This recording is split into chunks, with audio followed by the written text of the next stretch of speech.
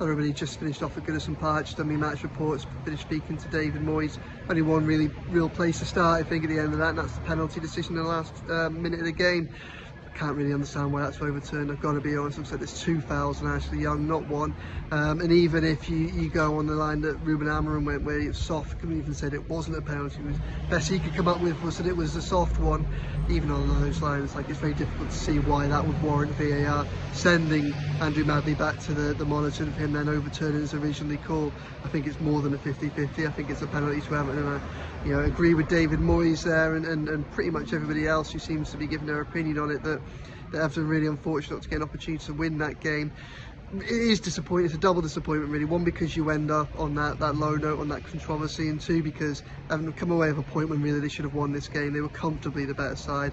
The disparity between the two sides for 70 minutes was remarkable, given the amount of money that's been spent on that Man United side in comparison to the Everton one. Beto got the first goal, Decore got the second. I had a few chances to add a couple of more, and to be honest, at 70 minutes I was starting to write my match report. Didn't really seem to be much jeopardy in that game. Bruno Fernandes's free kick, very good free kick, changed the momentum, and by the end of it, until that bit of late drama, it felt like Man United might have been the ones that were going to go on and get the winner.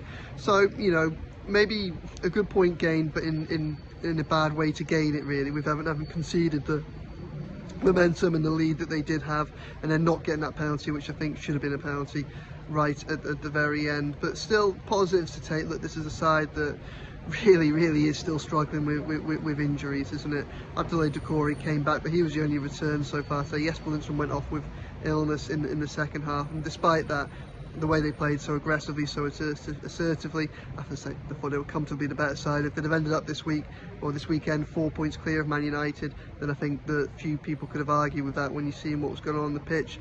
Just, words for plenty of players, but one thing I thought was notable was Jarrad Branthwaite. As the momentum swung against Everton, I thought he was excellent, put a number of really big blocks in, and you got a Man United squad there with £200 million worth of defenders, or centre backs, at least that's what they spent on them.